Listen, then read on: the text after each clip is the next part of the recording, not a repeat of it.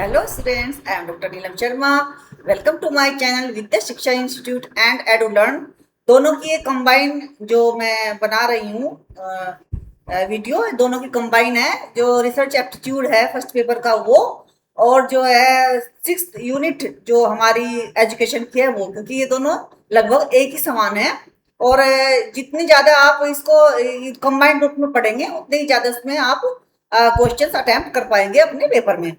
तो मैंने जो रिसर्च के बारे में मैंने आपको पहली वीडियो में मैंने रिसर्च के बारे में पूरा परिभाषाएं सब चीजें मैंने बता दी थी, पूरा उसके अच्छी तरह से इसको एक्सप्लेन किया हुआ है। पहली वीडियो पिछली वीडियो आप देख सकते हैं।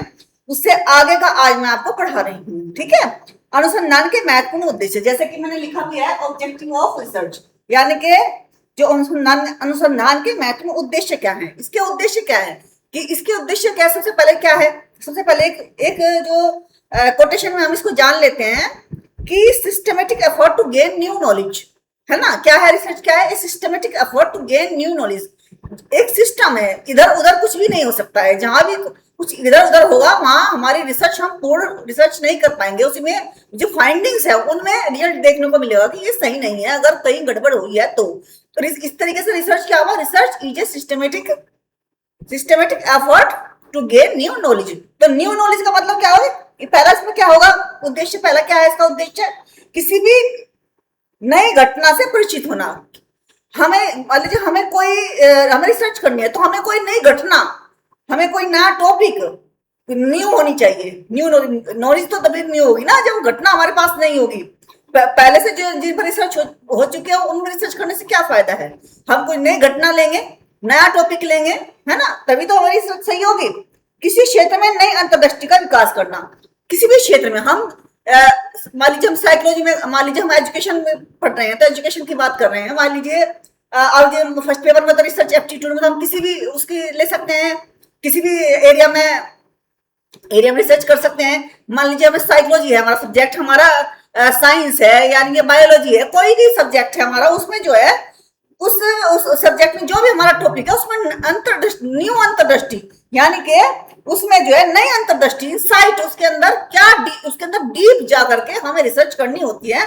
हम इंसाइट, हमें अंतर्दृष्टि को क्या करता है, विकास करना होता है। उसके जो रिसर्च हो चुकी है फिर हम उसमें से नया कुछ निकालेंगे और नई अंतर्दृष्टि विकसित करेंगे, नया कुछ उस नए फाइंडिंग्स निकालेंगे, कुछ नया उसके अंदर निकालेंगे कि ये हमने इसके अंदर पाया है नयापन। वर्तमान ज्ञान का सलेशन और समीक्षा करना, जो वर्तमान ज्ञान है, रिसर्च किसको होती है, रिसर्च का उद्देश्य यही नहीं है कि नई फाइंडिंग्स ही करनी, बल्कि एक उद्देश्य और भी है। तीसरा उद्देश्य क्या है इसका, तीसरा उद्देश्य है वर्तमान ज्ञान का संश्लेषण और विश्लेषण। कई बार संश्लेषण और विश्लेषण करने के लिए भी जो है रिसर्च की जाती है। वो कितनी टाइप की रिसर्च होती है, जैसे कि हम साहित्य में रिसर्च करते हैं, या फिर हम मान लीजिए कोई बिजनेस में है, उसकी प्रॉब्लम से संबंधित कोई रिसर्च है, हम बहुत सारे रिसर्च करते हैं। तो कई कई जगह संश्लेषण के कार्य भी करती है रिसर्च, कई विश्लेषण के कार्य भी करती है रिसर्च, ठीक है। फोर्थ पॉइंट है हमारा वर्तमान परिस्थितियों की जांच करना एवं समस्याओं का समाधान करना। वर्तमान परिस्थितियों की जांच करना, जैसे मान लीजिए वर्तमान परिस्थितियां हैं उनकी जांच करना। कई बार कंडीशंस, कई बार जैसे मान लीजिए इंस्पेक्शन करते हैं, किसी इंस्टीट्यूशन का हमने इंस्पेक्शन किया और वहां हमने देखा कि ये प्रॉब्लम है, तो उस प्रॉब्लम से संबंधित हमें प्रॉब्लम मिल गई। अब हमें क्या करने, रिसर्च करने है कि इस जो इंस्टीट्यूशंस में जो प्रॉब्लम्स हैं उनको हम कैसे निपटा सकते हैं, तो उनके बारे में भी रिसर्च करते हैं, ठीक है।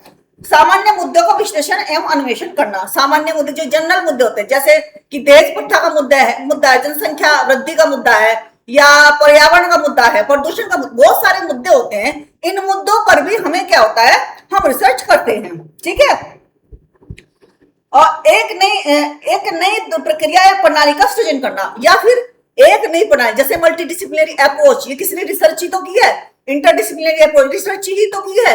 जो हमारी जो नई जो 2020 की जो हमारी एनईपी है, इसमें बहुत सारी चीजें ऐसी हैं जो हमारे जो रिसर्चर हैं उन्होंने रिसर्च की है, उनके आधार पर ही हमने अमेंडमेंट किए हैं अपनी नई शिक्षा नीति में।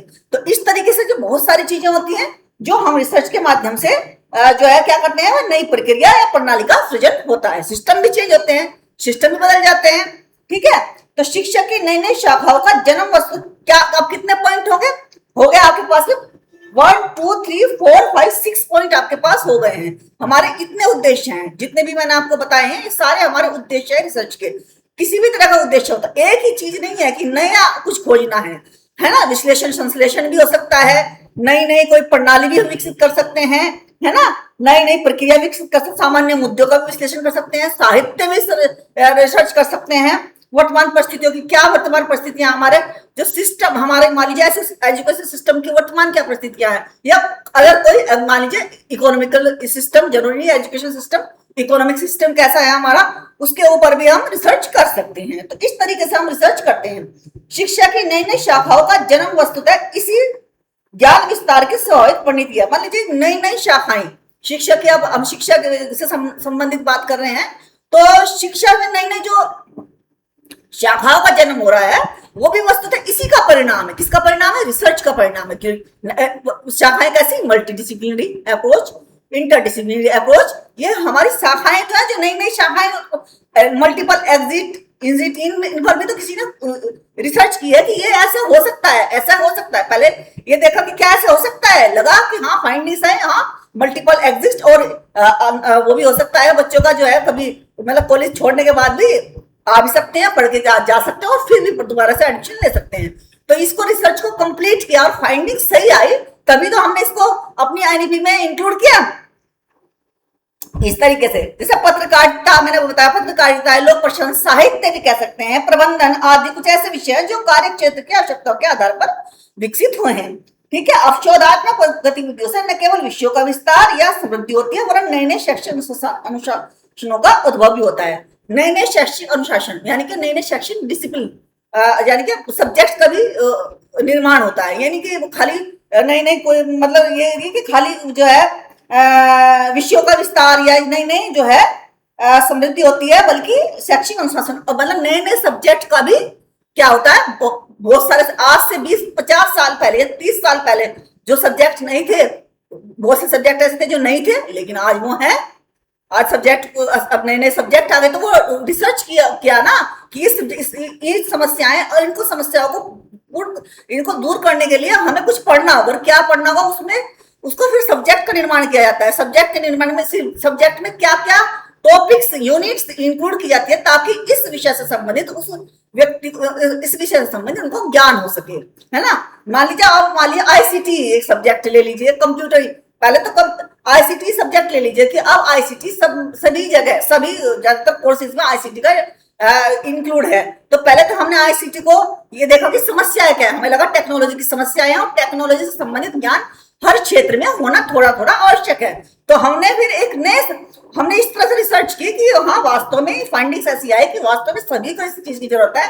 तो इस तरीके से फिर हमने क्या है, आईसीटी एक सब्जेक्ट के रूप में हम अब पढ़ाने लगे हैं। जैसे मान लीजिए मैनेजमेंट भी इसमें सब्जेक्ट है, बीएड में देख लो या एमएड में देख लो, थोड़ा थोड़ा मैनेजमेंट का भी है इसमें, है ना। नेट में भी है, मैनेजमेंट का है। तो इस तरीके से हम जो है नए नए डिसिप्लिन तो तैयार करते ही हैं, नई समृद्धि और विस्तार तो हम कर ही रहे हैं इसका एजुकेशन का, लेकिन नया डिसिप्लिन भी तैयार हो जाता है जब हम रिसर्च करते हैं। रिसर्च के द्वारा ही होता है। ठीक है। ग्लोबलाइजेशन एंड आईसीटी के विस्तार ने, मैंने अभी बताया, इससे पहले मैं आने वाला था, इससे पहले ही मैंने आपको बताया था कि ग्लोबलाइजेशन में आईसीटी की जरूरत है, इंटरनेट की आवश्यकता है, तो सबको ज्ञान उसका होना चाहिए, है ना। किस चीज में होना चाहिए? ग्लोबलाइजेशन में। अगर हमें ग्लोबलाइजेशन करना है, अगर हमें ग्लोबलाइजेशन करना है,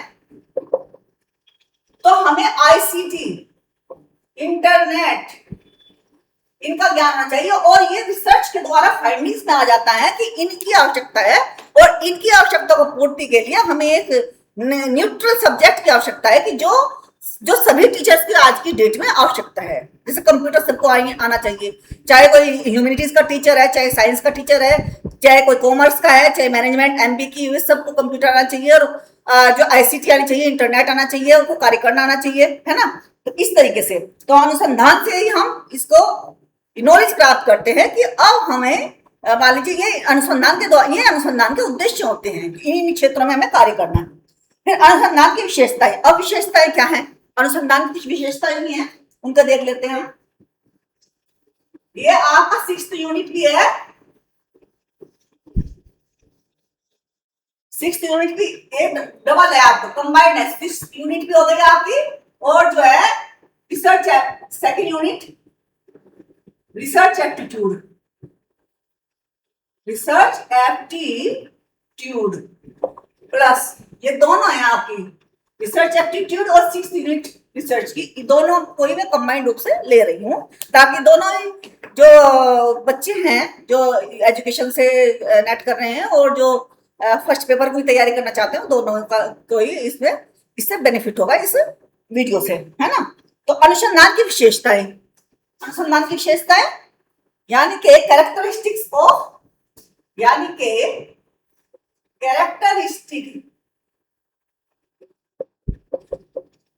कैरेक्टरिस्टिक्स ऑफ रिसर्च, ये क्या है, क्या क्या विशेषताएं होनी चाहिए, विशेषताएं क्या होनी चाहिए, यानी कि विशेषताएं क्या होनी चाहिए, अनुसंधान की विशेषताएं क्या होनी चाहिए। अनुसंधान करने वाले हैं तो उनकी कैरेक्टरिस्टिक भी होगी, कुछ होंगी, तो उनको हम देखते हैं। जैसे कि ऑब्जेक्टिविटी, ऑब्जेक्टिविटी क्या होती है, सबसे पहली है इसमें नंबर 1 ऑब्जेक्टिविटी। ऑब्जेक्टिविटी, ऑब्जेक्टिव क्या है, वस्तुनिष्ठता, इसको क्या बोलते हैं, वस्तुनिष्ठता हिंदी बोलते हैं। वस्तुनिष्ठता का अर्थ है शोध पूर्वाग्रह से मुक्त होना चाहिए। कहने का मतलब है कि हमारा जो शोध हम जो कर रहे हैं उसमें हमारी पर्सनल फीलिंग्स, इमोशंस, हमारे सोचने का तरीका, पूर्वाग्रह, हमारा किसी मान लीजिए किसी टॉपिक पर हमारा पहले से कुछ निर्धारित नहीं होना चाहिए कि हम ये क्या सोचते हैं।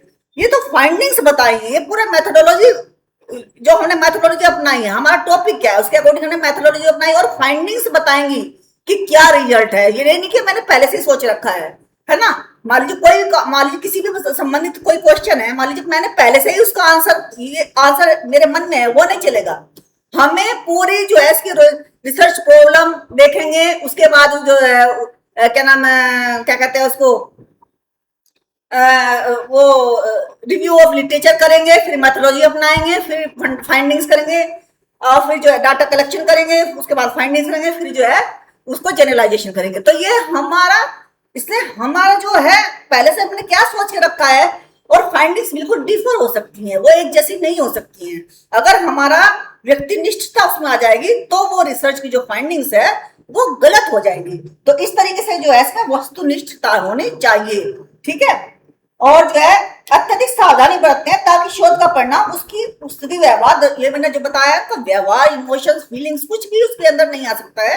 केवल जो रिसर्च है उससे संबंधित हम डाटा कलेक्ट करेंगे, उससे संबंधित मेथोडोलॉजी अपनाएंगे, और उससे संबंधित हम जो रिव्यू ऑफ लिटरेचर करेंगे, फिर फाइंडिंग्स आएंगी, और फिर जो है जनरलाइजेशन करेंगे। तो ये हम उस टॉपिक के आधार पे करेंगे, जो प्रॉब्लम है उसके आधार पर करेंगे, नहीं कि अपनी सोच के आधार पे उसको बनाएंगे। तो ये ऑब्जेक्टिविटी भी इसमें जरूरी होती है। दूसरी चीज है इसमें, दूसरी विशेषता है इसमें रिलायबिलिटी,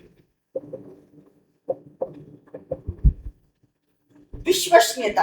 विश्वसनीयता क्या कहते हैं हिंदी में, क्या कहते हैं इसको, विश्वसनीयता, क्या बोलते हैं इसको, विश्वसनीयता, ठीक है।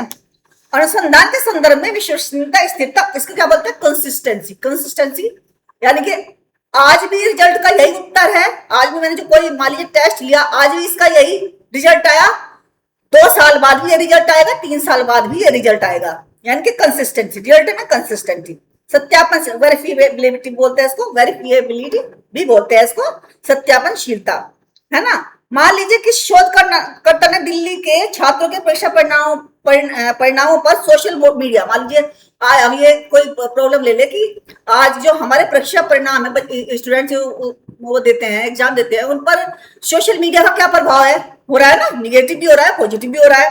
तो प्रभाव है, यानी कि हम प्रभाव देखना चाह रहे हैं। तो इसलिए किसी शोध किया और किसी निष्कर्ष पर पहुंचा, यदि कुछ अंतराल बाद कुछ समान परिस्थिति, वैसी परिस्थितियां हैं, बिल्कुल वही बच्चे हैं, वैसी परिस्थितियां हैं, फिर से हमने वही टेस्ट लिया, वही उत्तर आया, यानी कि वही रिजल्ट आया, परिणाम वही आया, इस तरीके से 1-2 बार हमने किया और वही परिणाम आया, तो हम मान लेंगे कि ये जो हमारा जो टेस्ट है वह विश्वसनीय है, क्योंकि सेम परिस्थितियां थी, बच्चे सेम बच्चे थे, सेम परिस्थितियां थी, सेम टेस्ट दिया और रिजल्ट वही आए, यानी कि कंसिस्टेंसी इसका एक की पॉइंट है, कंसिस्टेंसी। अब जो है इसको जो है रिलायबिलिटी कोएफिशिएंट बोलते हैं, है ना। विश्वसनीयता गुणांक भी इसको बोलते हैं, कोएफिशिएंट ऑफ डिटरमिनेशन भी इसका नाम है, वेरिफिएबिलिटी अब जो बताया था वो भी इसका नाम है, रेप्लिकेबिलिटी ये भी इसको बोलते हैं, क्रेडिबिलिटी भी इसका नाम है, यानी कि 4-5 इसके नाम है रिलायबिलिटी के। ठीक है, अब एक और चीज है इसमें, रिलायबिलिटी बहुत वास्ट वो है, हल्का हल्का धीरे, क्योंकि मैं विशेषताएं बता रही हूँ, खाली रिलायबिलिटी वैलिडिटी तो एक अपने आप में एक बहुत बड़ा टॉपिक है। फिलहाल तो मैं इसके संदर्भ में बता रही हूँ, रिसर्च के संदर्भ में, तो जितना जितना आवश्यक होगा उतना ही बताऊंगी कि हाँ केवल आपके लिए यही जानना जरूरी है, फिर रिलायबिलिटी वैलिडिटी को और व्यापक रूप से बताया जाएगा। डेफिनाइटनेस है क्या मतलब, निश्चयात्मकता, डेफिनाइटनेस यानी कि निश्चयात्मक, निश्चयात्मकता, डेफिनाइटनेस मतलब निश्चयात्मकता। यह विधि की प्रक्रिया और परिणाम दोनों पर ही लागू होता है। यहाँ सूचना अथवा प्राप्तांकों के नियोजन, संकलन, परीक्षण इत्यादि सभी चरणों में हम इस बात का ध्यान रखा जाना चाहिए, किसका, निश्चयात्मक। जितने भी हमारे पास परिणाम आएंगे, यानी कि परिणाम दोनों पर, विधि यानी कि जो मेथोडोलॉजी है और जो रिजल्ट आया उन दोनों पर निश्चयात्मकता, निश्चित यानी कि हमें निश्चित क्या, यानी कि ये चीज हमें लागू करनी है, इन चीजों को हमें अपनाना है, निश्चय करेंगे तभी तो होगा, डेफिनाइटनेस होगी तभी तो यह विधि की प्रक्रिया और परिणाम दोनों पर लागू होता है डेफिनाइटनेस। ठीक है, यानी कि निश्चयात्मकता। यहाँ सूचना अथवा प्राप्तांक जो है हमारे, प्राप्तो प्रदत्तो जो प्रदत्त डेटा जो है हमारे, प्रदत्त मतलब सूचनाएं और जो डेटा है इनके नियोजन, संकलन, परीक्षण इत्यादि, यही मैंने बताया ना कि इन दोनों बातों से एक निकला है विधि का मतलब जो हम विधि अपनाएंगे, डाटा कलेक्ट जिन विधियों के द्वारा हम करेंगे, है ना, इंटरव्यू के द्वारा कर रहे हैं, ऑब्जर्वेशन के द्वारा कर रहे हैं, किसके द्वारा कर रहे हैं, वो सब चीजें, परीक्षण इत्यादि सभी चरणों में हम इस बात का ध्यान रखा जाना चाहिए कि हमें निश्चय होना चाहिए हम ये यूज कर रहे हैं, हमारी ये प्रॉब्लम है, इसके लिए हम ये मेथोडोलॉजी यूज कर रहे हैं, और इस मेथोडोलॉजी में डाटा कलेक्शन करने के लिए ये टेक्निक यूज कर रहे हैं, इंटरव्यू कर रहे हैं, ऑब्जर्वेशन कर रहे हैं, और दूसरे हैं जो है सोशियोमेट्री कर रहे हैं, और कुछ जो है और दूसरे कर रहे हैं, तो कौन सा अपना रहे हैं, किस तरीके से। वैलिडिटी, अब वैलिडिटी ये बहुत इंपॉर्टेंट जो है, वैलिडिटी जो है इसकी इंपॉर्टेंट विशेषता है। वैलिडिटी क्या है, ये छोटा छोटा पढ़ाऊंगी, लेकिन फिर जब भी मुझे समय मिलेगा तो वैलिडिटी और रिलायबिलिटी को मैं बहुत अच्छे से आपको कराऊंगी, जब भी मुझे समय मिलेगा, इस वीडियो के अलावा जब भी समय मिलेगा। फिलहाल तो मैं रिसर्च के संदर्भ में आपको करा रही हूँ, तो थोड़ी जानकारी आपको चाहिए, है ना, तो उतनी दे रही हूँ।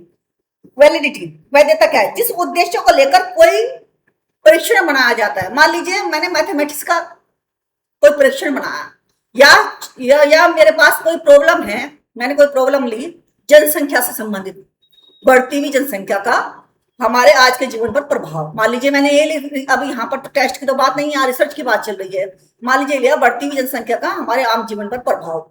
अब ये ले लिया, अब ये जो है इससे अब हम मान लीजिए हमने टूल्स अपनाए, कोई मेथोडोलॉजी अपनाई, रिव्यू ऑफ लिटरेचर किया, जितने भी अंदर के हम जितने भी जो भी कार्य करेंगे वो हम उसके अंदर वो सारे क्या करेंगे, हम वैलिड होने चाहिए हमारे, यानी कि जो हमारा टॉपिक है, जो हमारी थीम है संबंधित, जब टेस्ट लेंगे, टेस्ट में हम क्वेश्चन बनाएंगे, हम क्वेश्चन में हम क्वेश्चन किससे संबंधित देंगे, उस जो टेस्ट मैथमेटिक्स का टेस्ट है, यानी कि जो जनसंख्या से संबंधित जो हमने टॉपिक लिया है उससे संबंधित ही हम उसमें क्वेश्चन लेंगे।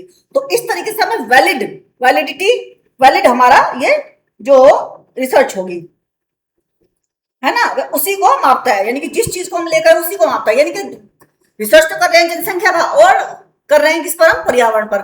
सारे जो हमारे डेटा जो हमने इंफॉर्मेशन ली, डेटा ली, रिव्यू लिटरेचर किया, मेथोडोलॉजी अपनाई, डाटा कलेक्शन किन टूल से किया, ऐसा हमने कर लिया पर्यावरण पे, तो गलत हो गया हमारा, है ना, उसी से संबंधित यही वैधता है। अब है इसमें वैधता भी दो तरह की होती है, इंटरनल और एक्सटर्नल। इंटरनल और एक्सटर्नल दो तरह की, ए बी, दो नाम डाल देते हैं हम इसमें, ए बी। इंटरनल, जिस सीमा तक कोई माप अपने आप में सुसंगत है उसको आंतरिक विशेषणता कहा जाता है, यानी कि जहां तक, यानी कि जो उसके अंदर की सुसंगता है वो होनी चाहिए, उसको क्या बोलते हैं, इंटरनल। जो कंटेंट है वो आपस में संबंध सुसंगत होना चाहिए, यानी कि उसमें आपस में सुसंगतता नहीं है ना, आपस में सुसंगता नहीं है, वो नहीं होना चाहिए, यानी कि जो कंटेंट है, वो सुसंगत होना चाहिए, कि हमें लगना चाहिए कि हाँ इसी से संबंधित है। जो टेस्ट हमने बनाया है यानी कि जो रिसर्च हम कर रहे हैं, वो जो वो जो कंटेंट है वो भी जो है उसी से संबंधित है।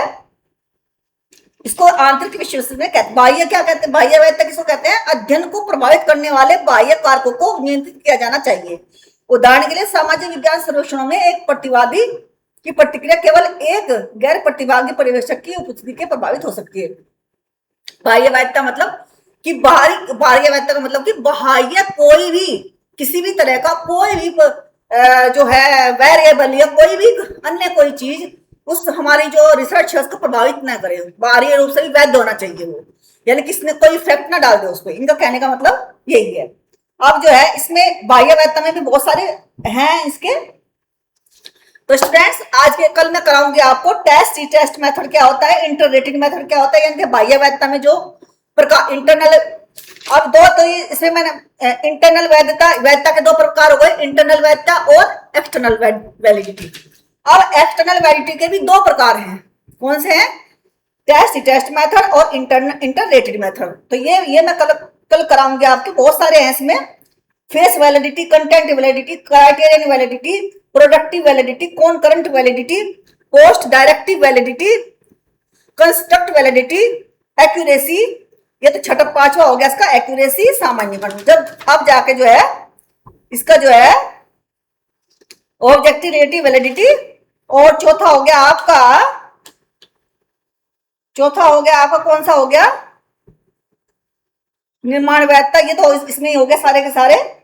शुद्धता और सामान्यकरण है ना, ये आपके जो है इसमें 4-5 प्रकार हैं। और जो वैलिडिटी में, वैलिडिटी के बहुत सारे प्रकार हैं, है ना, वैलिडिटी के ही बहुत सारे प्रकार है जो मैं कल आपको कराऊंगी। रिलायबिलिटी के प्रकार हैं, लेकिन वो ये बताऊंगी मैं आपको। बाह्य वैधता के प्रकार में कल कराऊंगी आपको, है ना।